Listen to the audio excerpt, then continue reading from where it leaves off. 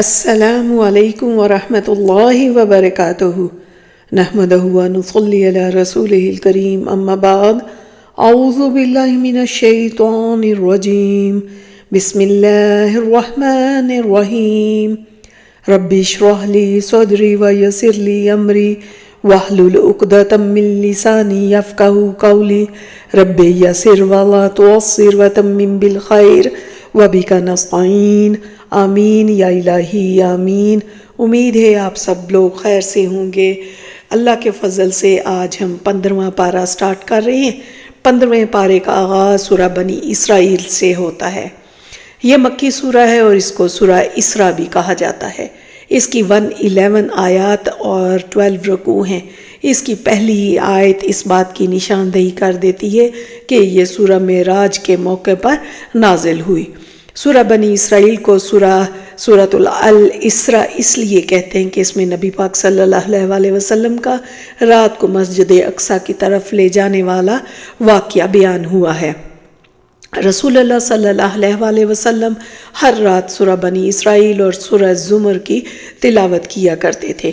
معراج کا واقعہ حدیث اور سیرت کی اکثر روایات کے مطابق ہجرت سے 1 سال پہلے پیش آیا تھا، اس لیے یہ سورت بھی انہی صورتوں میں سے ایک ہے جو مکی دور کے آخری زمانے میں نازل ہوئی۔ اس وقت نبی کریم صلی اللہ علیہ وسلم کو توحید کی آواز بلند کرتے ہوئے 12 سال گزر چکے تھے۔ اس کی آیت 1 میں واقعہ معراج کے زمینی سفر کا بیان ہے۔ ارشاد ہے کہ پاک ہے وہ ذات جو اپنے بندے کو رات کے وقت مسجد حرام سے مسجد اقصیٰ تک لے گئی، جس کے گرد ہم نے برکتیں رکھی ہیں تاکہ ہم انہیں اپنی نشانیاں دکھائیں۔ بے شک وہ خوب سننے والا اور دیکھنے والا ہے۔ رسول پاک صلی اللہ علیہ وسلم جبرائیل امین علیہ السلام کے ساتھ بیت المقدس کی عمارت میں داخل ہوئے، جہاں آدم علیہ السلام سے لے کر عیسیٰ علیہ السلام تک تمام انبیاء صف باندھے موجود تھے۔ رسول کریم صلی اللہ علیہ وسلم نے نماز کی امامت فرمائی اور تمام انبیاء نے آپ کی امامت میں نماز ادا کی۔ یوں کائنات کے لوگوں کو یہ بات سمجھائی گئی کہ رسول کریم صلی اللہ علیہ وسلم صرف آنے والوں کے ہی امام نہیں بلکہ جانے والوں کے بھی امام ہیں۔ جب رسول کریم صلی اللہ علیہ وسلم سفر معراج سے واپس آئے تو ابو جہل نے حضرت ابو بکر صدیق رضی اللہ تعالیٰ عنہ سے پوچھا کہ کیا کوئی شخص ایک رات میں بیت المقدس کا سفر کر کے واپس آ سکتا ہے؟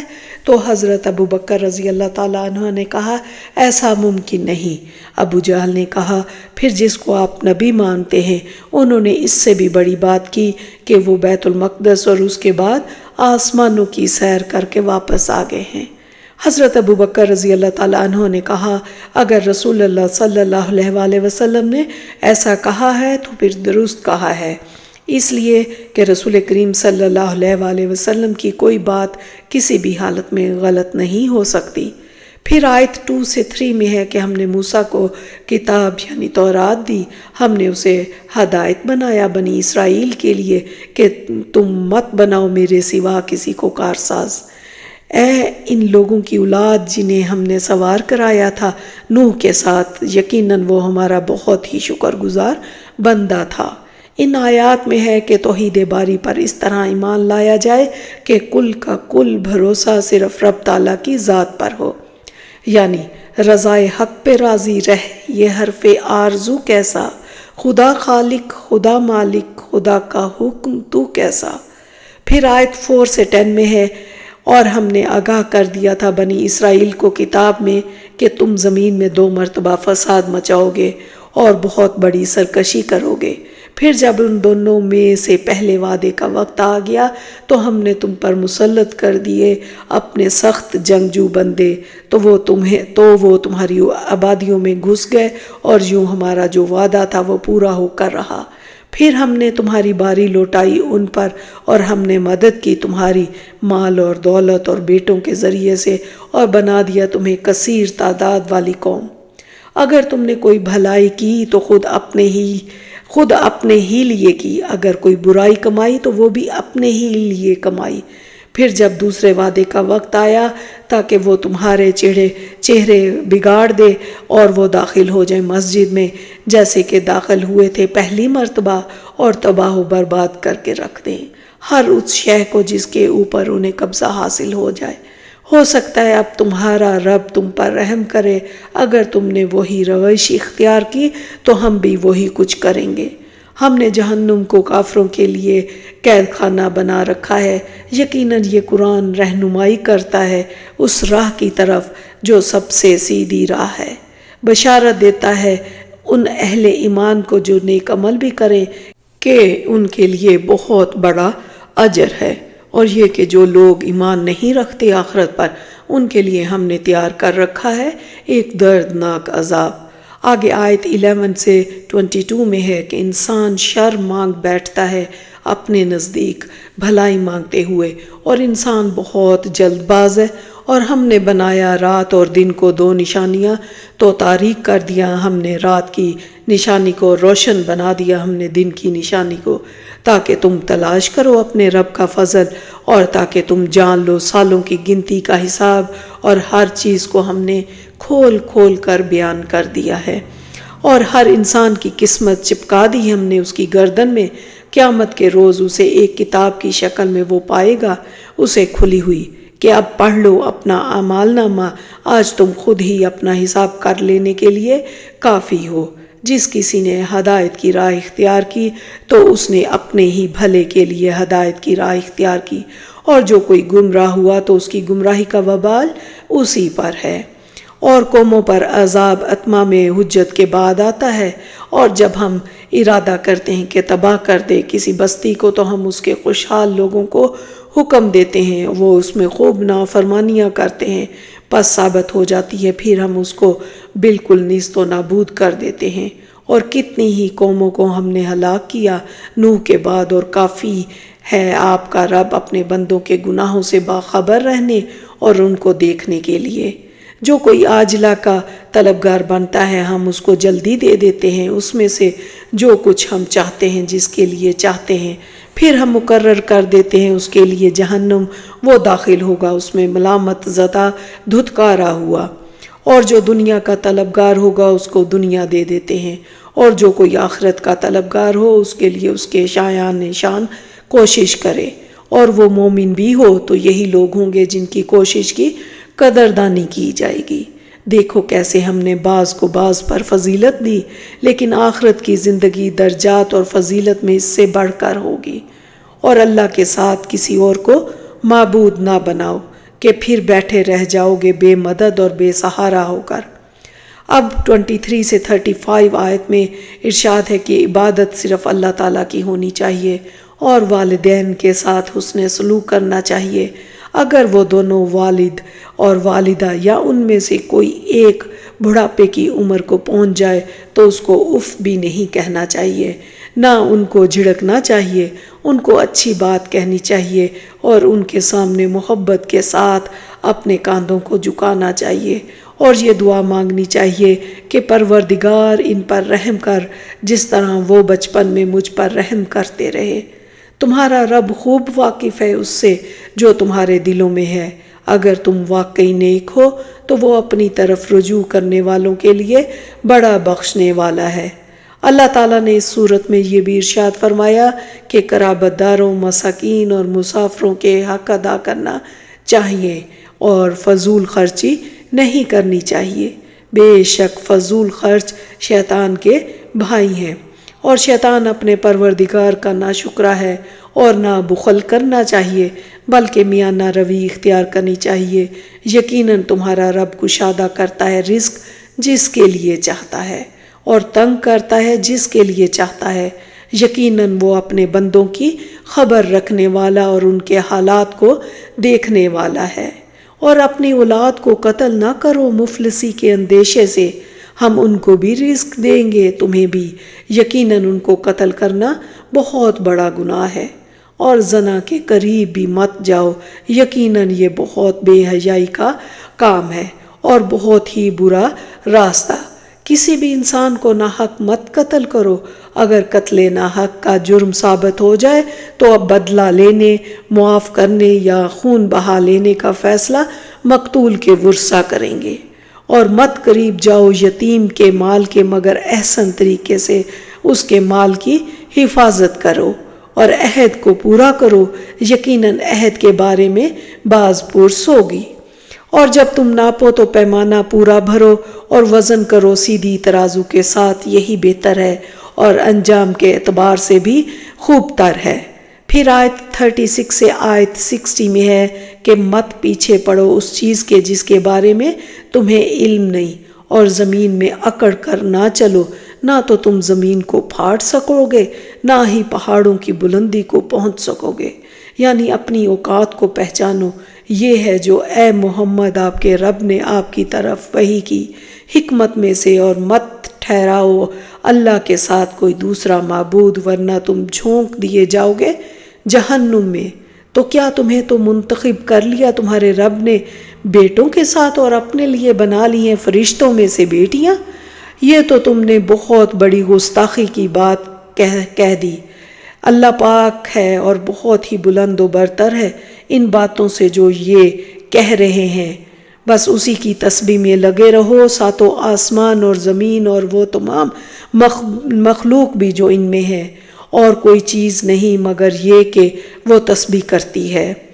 سرداران قریش کی محرومی اور بدبختی ہے کہ جب آپ قرآن میں تنہا اپنے رب ہی کا ذکر کرتے ہیں تو یہ اپنی پیٹھیں موڑ کر چل دیتے ہیں نفرت کے ساتھ، اور وہ کہتے ہیں کیا جب ہم ہو جائیں گے ہڈیاں اور چورا چور تو کیا ہم اٹھائے جائیں گے ایک نئی تخلیق میں؟ آپ کہیے کہ وہی جس نے پہلی مرتبہ تمہیں پیدا کیا تھا۔ پھر وہ آپ کے سامنے اپنے سروں کو مٹکائیں گے اور کہیں گے یہ کب ہوگا؟ آپ کہیے کہ ہو سکتا ہے اس کا وقت قریب ہی ہو۔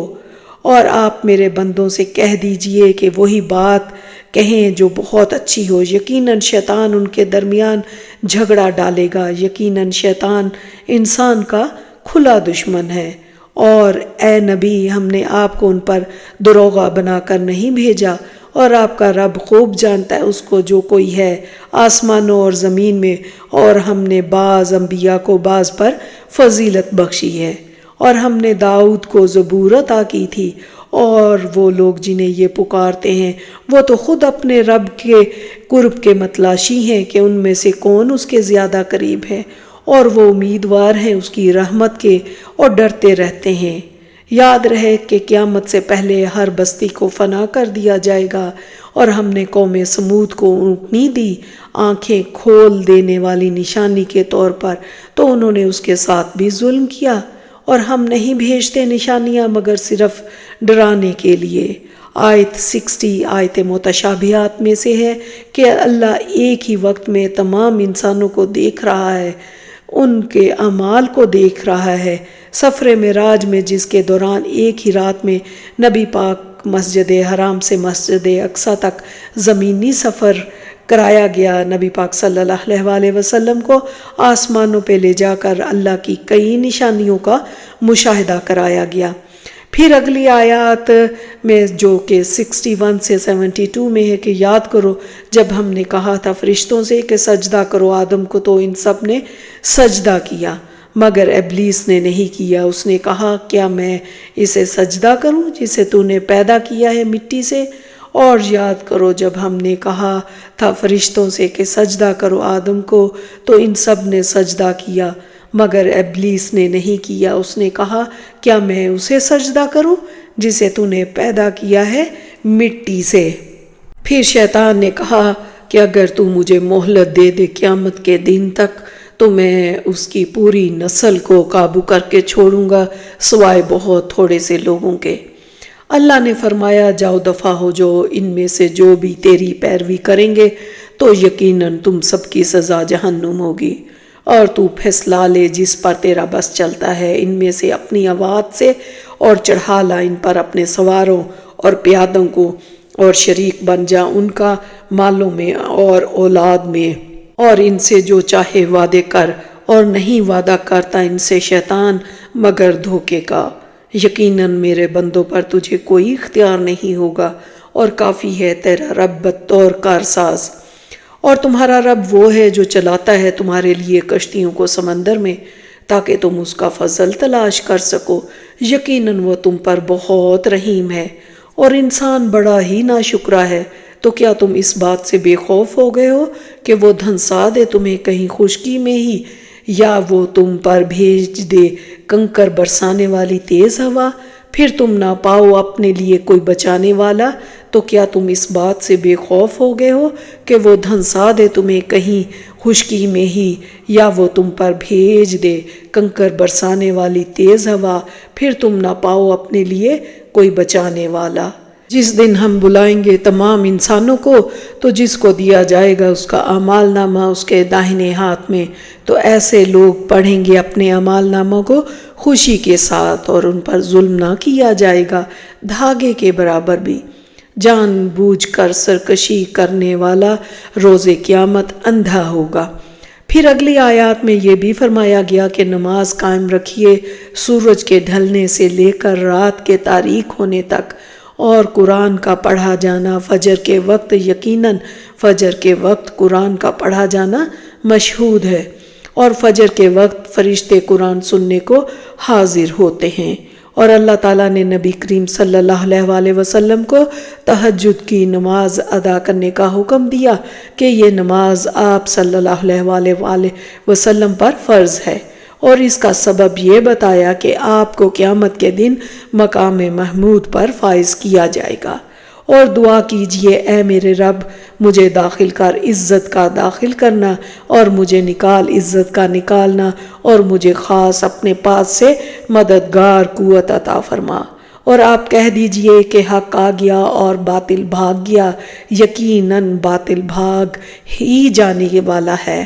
جب ہم انسان کو نعمتوں سے نوازتے ہیں تو وہ ہم سے کنی کترانے لگتا ہے، اور جب اس پر کوئی تکلیف آن پڑتی ہے تو مایوس ہو کر رہ جاتا ہے۔ اور اے نبی صلی اللہ علیہ وسلم، یہ لوگ آپ سے پوچھتے ہیں روح کے بارے میں، آپ فرما دیجئے کہ روح میرے رب کے امر میں سے ہے، اور تمہیں نہیں دیا گیا علم مگر تھوڑا سا۔ آپ کہہ دیجئے اگر جمع ہو جائیں تمام انسان اور تمام جن اس بات پر کہ وہ اس قرآن کی مانند لے آئیں تو وہ نہیں لا سکیں گے اس کی مانند، اگرچہ وہ ایک دوسرے کے مددگار بھی بن جائیں۔ آپ کہہ دیجئے تم اس پر ایمان لاؤ یا نہ لاؤ، یقیناً وہ لوگ جنہیں اس سے پہلے علم دیا گیا تھا، جب یہ قرآن ان کو پڑھ کر سنایا جاتا تو وہ اپنی تھوڑیوں کے بل سجدے میں گر پڑتے۔ سورہ کے آخر میں ارشاد ہے کہ رب تعالیٰ کو چاہے اللہ کہہ کر پکارو، چاہے رحمان کہہ کر پکارو، اللہ کے اچھے اچھے نام ہیں، اس کو جس نام سے چاہو پکارو۔ اور کہہ دیجئے کہ کل حمد اور کل شکر اللہ ہی کے لیے ہے، جس نے نہیں بنائی کوئی اولاد، اور نہیں ہے اس کا کوئی شریک بادشاہی میں، اور نہ ہی اس کا کوئی دوست ہے۔ کمزوری کی وجہ سے اس کی تکبیر کرو جیسے کہ تکبیر کرنے کا حق ہے۔ سورہ بنی اسرائیل کے بعد سورہ کہف ہے، اس میں 110 آیات اور 12 رکوع ہیں۔ احادیث مبارکہ میں ہے کہ جمعے کے روز سورہ کہف کی تلاوت انسان کو دجالی فتنوں سے محفوظ رکھتی ہے۔ اس کی آیات 1 سے 8 میں ہے کہ کل حمد و ثنا اور کل شکر اللہ ہی کے لیے ہے، جس نے نازل کی اپنے بندے پر کتاب، اور اس میں اس نے کوئی کجی نہیں رکھی۔ یہ کتاب بالکل سیدھی ہے تاکہ وہ خبردار کرے ایک بہت بڑی آفت سے، اور اہل ایمان کو جو نیک عمل کرتے ہوں ان کے لیے ہوگا بہت اچھا بدلہ، اور وہ اس میں رہیں گے ہمیشہ ہمیش۔ اور خبردار کر دے ان لوگوں کو جنہوں نے کہا اللہ نے بیٹا بنایا ہے، یہ بہت بڑی بات ہے جو ان کے منہوں سے نکل رہی ہے، وہ نہیں کہتے مگر سراسر جھوٹ۔ تو اے نبی، آپ شاید اپنے آپ کو غم سے ہلاک کر لیں گے ان کے پیچھے اگر وہ ایمان نہ لے آئے اس بات پر، یعنی قرآن پر۔ یقیناً ہم نے بنا دیا جو کچھ زمین پہ ہے اسے اس کا بناؤ سنگار، تاکہ ہم آزمائیں گے ان میں کون بہتر ہے عمل میں، اور یقیناً ہم بنا کر رکھ دیں گے جو کچھ زمین پر ہے اسے ایک چٹیل میدان۔ آیت 9 سے 26 میں اصحاب کہف کا ذکر ہے جن کا تعلق روم سے تھا۔ یہ نوجوان حضرت عیسیٰ کی تعلیمات پر عمل لا کر عقیدہ توحید پر قائم تھے۔ یہ نوجوان مومن غالباً 7 تھے جو وقت کے بے دین بادشاہ کے شر اور فتنے سے بچنے کے لیے ایک غار میں پناہ گزین ہو گئے تھے، اس لیے ان کو اصحاب کہف کہتے ہیں۔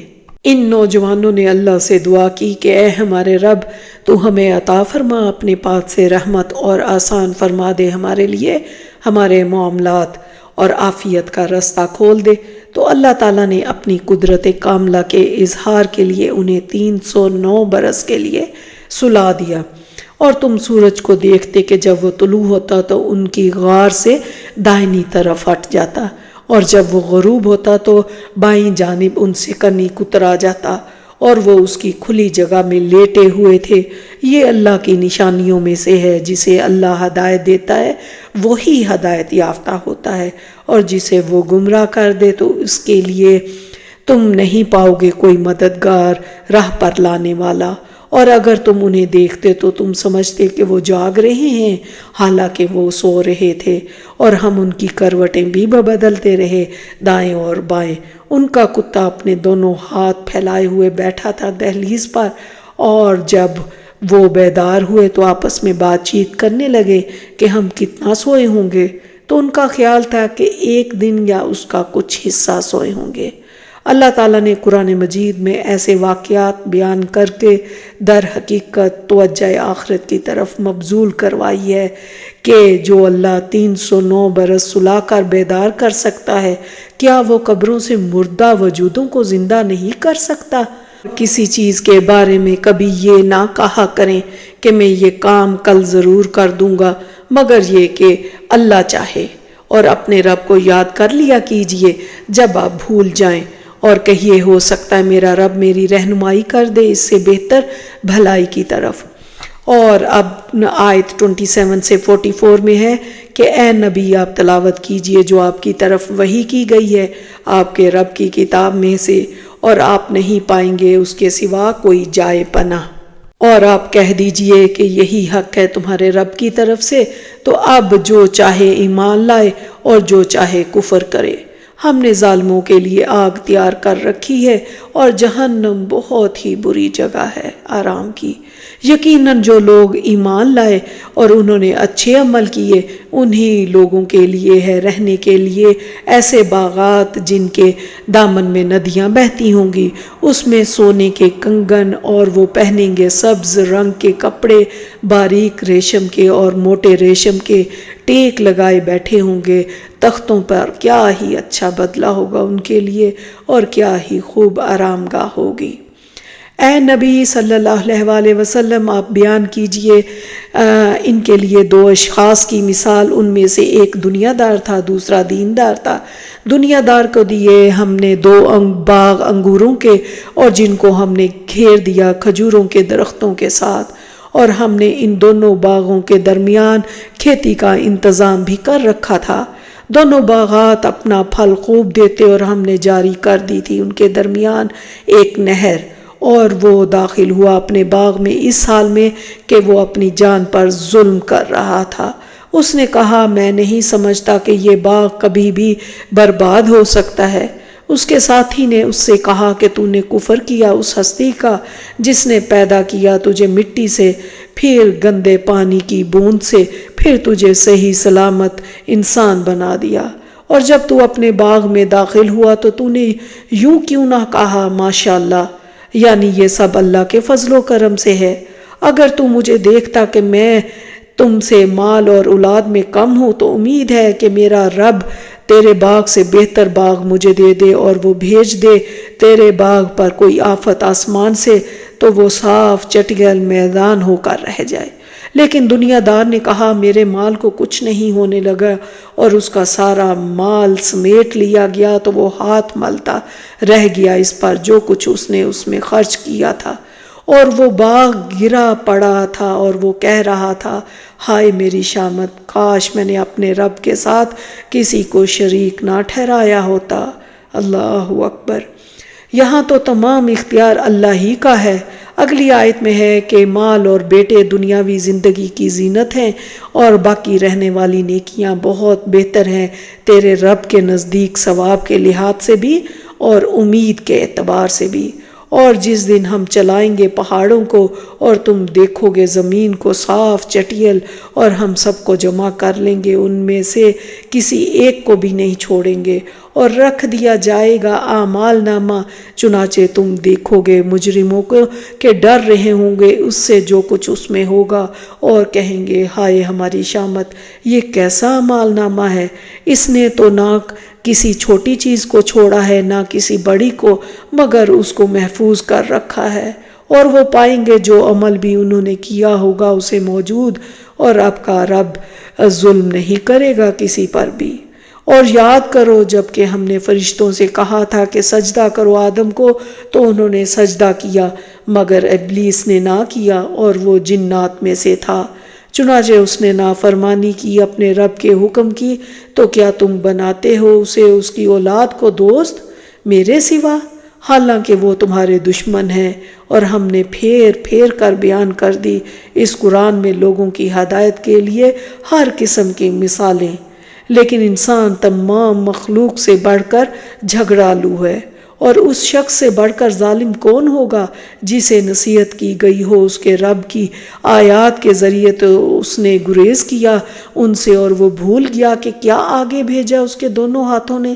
یقیناً ہم نے ان کے دلوں پر پردے ڈال دیے ہیں کہ وہ اس قرآن کو سمجھ نہ پائے، استغفر اللہ، اور ان کے کانوں میں بوجھ ڈال دیا ہے، اگرچہ آپ بلائیں انہیں ہدایت کی طرف تب بھی وہ کبھی ہدایت نہیں پائیں گے۔ اور یہ ہیں وہ بستیاں جن کے باسیوں کو ہم نے ہلاک کر دیا جب انہوں نے ظلم اختیار کیا، اور ہم نے مقرر کر دیا تھا ان کی ہلاکت کے لیے وعدے کا ایک وقت۔ اور اگلی آیات میں حضرت موسیٰ کا ذکر ہوا یوں کہ اللہ تعالیٰ نے حضرت موسیٰ کو کہا کہ 2 دریاؤں کے سنگم پر چلے جائیں، وہاں پر آپ کی ملاقات ایک ایسے بندے سے ہوگی جس کو میں نے اپنی طرف سے علم اور رحمت عطا کی ہے۔ یہ قصہ 3 ایسے واقعات پر مشتمل ہے جن کا ظاہر شر محسوس ہو رہا تھا لیکن حقیقت میں خیر تھی۔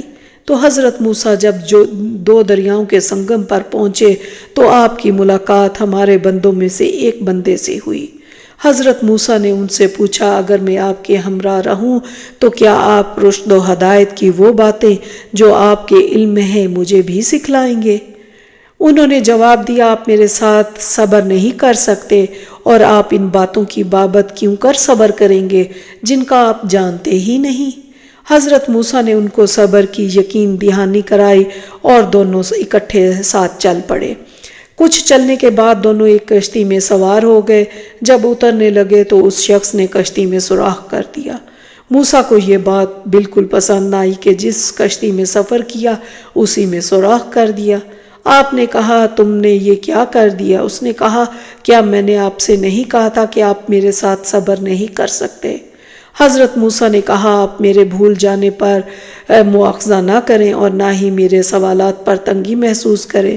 پھر وہ شخص اور حضرت موسیٰ چل دیے۔ کچھ آگے جا کر ایک خوبصورت بچہ نظر آیا تو اس شخص یعنی حضرت خضر علیہ السلام نے بچے کو قتل کر دیا۔ حضرت موسیٰ سے نہ رہا گیا اور آپ نے اس کے اس عمل پر اعتراض کیا۔ اس کے بعد کیا ہوا اس کا ذکر 16ویں پارے کے شروع میں کیا جائے گا۔ یہاں پر 15واں پارہ مکمل ہوتا ہے۔ اب ہم آخر میں اس میں اپنے لیے عمل اور غور و فکر کے کچھ پوائنٹس دیکھتے ہیں۔ آیت 9 میں ہے کہ قرآن رہن سہن کے سب سے بہترین طریقے سکھاتا ہے جس میں انسان تمام ضروریات کو مد نظر رکھا گیا، انسانی ضروریات کو۔ پھر ہے کہ سورہ بنی اسرائیل آیت 11 میں ہے کہ انسان شر اس طرح مانگتا ہے جس طرح خیر مانگنی چاہیے۔ انسان بڑا ہی جلد باز واقع ہوا ہے۔ اس آیت میں انسان کی حالت بتائی جا رہی ہے کہ انسان اس قدر جلد باز ہے کہ وہ پریشانی اور بیزاری کی حالت میں بد دعاؤں اور غیر مہذب گفتگو پر اتر آتا ہے اور اپنے آپ کو، اپنی اولاد کو اور اپنے اموال کو کوسنے شروع کر دیتا ہے۔ انسان جلد بازی میں عموماً اس طرح کے جملے بول دیتا ہے کہ اللہ کرے میں مر جاؤں، اللہ کرے تمہارا بیڑا غرق ہو جائے، تمہارا کھانا خراب ہو، تمہارے ہاتھ ٹوٹ جائیں وغیرہ۔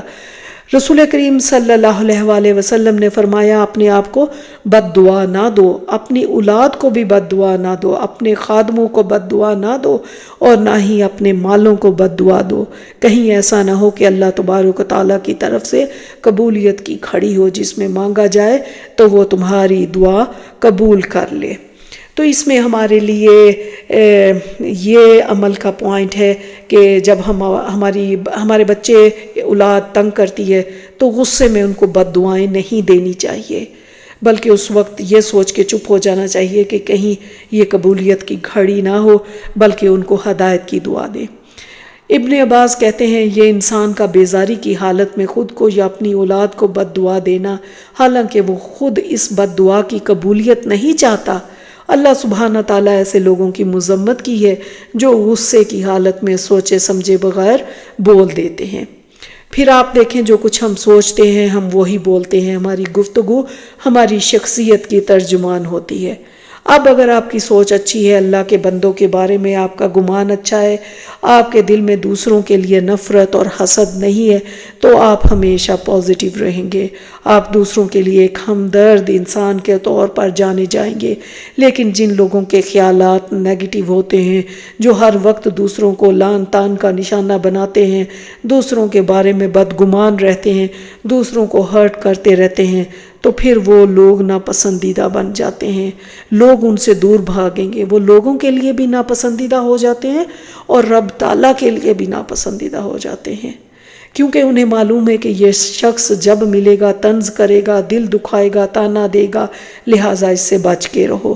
یاد رکھیں جب دوسروں کے بارے میں غلط سوچا جاتا ہے تو وہ سوچ چھپ نہیں جاتی بلکہ وہ چہرے سے ظاہر ہو جاتی ہے، انسان کی یعنی کہ ٹون میں آ جاتی ہے، رویے سے چھلکتی ہے۔ پھر اسی طرح بعض مائیں اپنے بچوں کو بات بے بات شیطان کہہ دیتی ہیں۔ جب بچہ اپنے لیے بار بار یہ ٹائٹل سنتا ہے تو وہ پھر شیطان کو اپنے لیے رول ماڈل بناتا ہے، وہ سمجھتا ہے کہ یہ پتہ نہیں کتنا کی اچھی چیز ہے، اس لیے وہ بار بار وہی حرکتیں کرتا ہے۔ اس لیے الفاظ کے چناؤ میں محتاط رہیں، سوچ سمجھ کے بولیں، اپنے یا پرائے ہر ایک سے عمدہ الفاظ کے ساتھ گفتگو کریں، بد دعائیں دینے سے پرہیز کریں۔ اگر ہم صرف اس ایک حکم پر عمل کر لیں کہ ہم نے سوچ سمجھ کر اچھے انداز میں گفتگو کرنی ہے تو ہمارے بہت سے جھگڑے ختم ہو جائیں، ہمارے دشمن ہمارے دوست بن جائیں۔ پھر اس بارے میں ہے کہ ہر انسان کے اعمال لمحہ بہ لمحہ لکھے جا رہے ہیں جو اس کے اچھے یا برے انجام کی نشاندہی کرتے ہیں، اور یہ برے اعمال ہی اس کے لیے نحوست کا سبب ہے۔ قیامت کے دن یہ سارا نامہ اعمال کھول کر رکھ دیا جائے گا اور اسے اپنا نامہ اعمال پڑھنے کے لیے کہا جائے گا۔